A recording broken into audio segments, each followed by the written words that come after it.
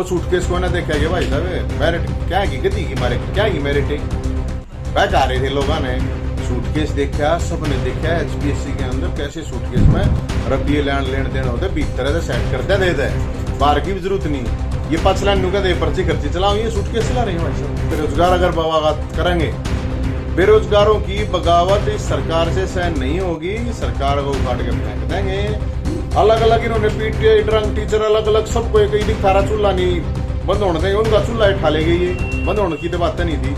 तो और जहां तक 75% है उसकी बात है तो मैं सही बात है वो बिल्कुल ठीक किया। 50,000 आंगनबाड़ी वर्कर है बेचारी वे धक्के खाना रही है हमारी माताएं बहनें सड़क पे बैठी हैं इतने कसूते चड्डे में जब सोड में तो कोई भी ना लगा था वे सड़क पे बैठी हैं।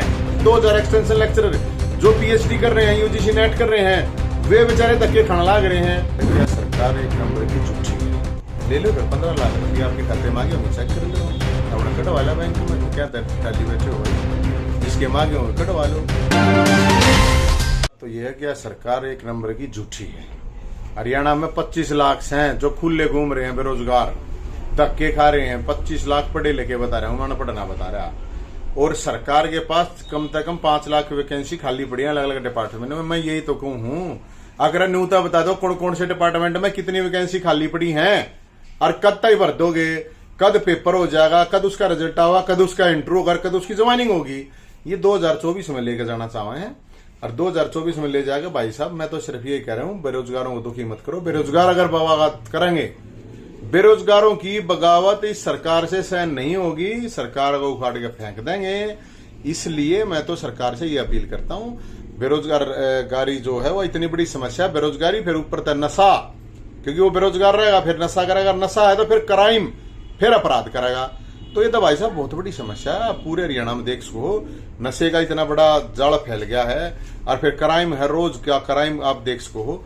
तो मैं तो सरकार तो यही कहना चाहूंगा भाई साहब जैसे अभी 50,000 आंगनबाड़ी वर्कर हैं बेचारी वे धक्के खाना रही है हमारी माताएं बहनें सड़क पे बैठी हैं इतने कसूते चड्डे में जब सोड में तो कोई भी ना लगा था वे सड़क पे बैठी हैं तो क्यों ना मानती सरकार उनकी बात। 2000 एक्सटेंशन लेक्चरर जो पीएचडी कर रहे हैं यूजीसी नेट कर रहे हैं वे बेचारे धक्के खाना लाग रहे हैं। अलग अलग इन्होंने पीटीए ड्रंक टीचर अलग अलग सबको एक ही थारा चूल्हा नहीं बंद होने देंगे उनका चूल्हा उठा लेंगे ये बंद होने की तो बात नहीं थी। तो और जहां तक 75% है उसकी बात है तो मैं सही बात है वो बिल्कुल ठीक किया। बात है कितनी नौकरी दे पाओगे वो आगे की बात है लेकिन वो जो डिसीजन है वो बिल्कुल ठीक है। तो जो अगर सही चीज होगी तो उसने मैं कोई न्यू थोड़ी है मैन्यू को सब गाड़ देने का काम थोड़ी है। अगर सरकार सही करेगी तो हम बिल्कुल कहेंगे लेकिन मैं सरकार को 100 में तो 100 नंबर दे दूंगा। 25 लाख बेरोजगार हैं उनका इंतजाम कर दे हरियाणा से क्राइम खत्म कर दे हरियाणा से नशा खत्म कर दे तो फिर तो मानेंगे भाई साहब नहीं तो फिर तो हम तो आंदोलन करेंगे वो क्या कर सकते हैं। वो सूटकेस को ना देखा गया भाई साहब मेरिट क्या की गति की मारे क्या की मेरिट बैठ आ रहे थे लोगों ने सूटकेस देखा सबने देखा एचपीएससी के अंदर कैसे सूटकेस में रुपये लेन देन होते भीतर से सेट करते देते बाहर की भी जरूरत नहीं ये 5 लाख नुका दे पर्ची खर्ची चलाओ ये सूटकेस चला रहे हैं भाई साहब। ईमानदारी वाली बात तो है नहीं ना खामखा की बात है ईमानदारी का क्या मतलब है।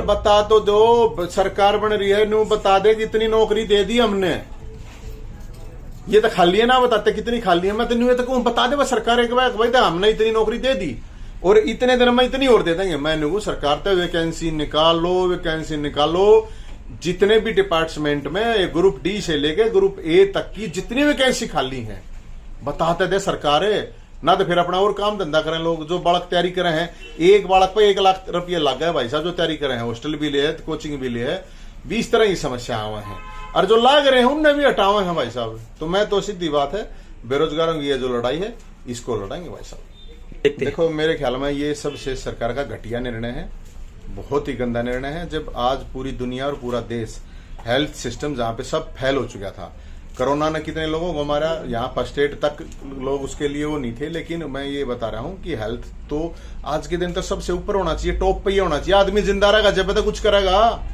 मरे जाएंगे तो फिर क्या करेंगे। ये तो इतना इंपॉर्टेंट इतना महत्वपूर्ण सब्जेक्ट था इसको सरकार से हम तो यही कह रहे हैं ये निर्णय बहुत गलत है और मोदी जी ऐसा निर्णय कर रहे हैं इससे तो शर्म की बात हो ही नहीं सकती। वैसे तो वो योग करे जहां है अब हेल्थ केयर उससे बढ़िया कौन सा सब्जेक्ट होगा। अपनी जान तो बचा लोगे अपने परिवार की घर यार दोस्तों की जान तो बचा लेगा कुछ सीख लेगा तो उसमें तो हेल्थ केयर तो सबसे महत्वपूर्ण सब्जेक्ट है और उसको खत्म करना बहुत घातक सिद्ध होगा क्योंकि इससे पहले ये महामारी हमारी आई है, जो कोरोना आई है, बहुत लाखों लोग, करोड़ों लोग मरे हैं। मैं आपको बताऊंगा पूरा देश प्रभावित हुआ है, आर्थिक रूप से, शारीरिक रूप से, सामाजिक, मानसिक, हर तरह से कमजोर हुए हैं लोग।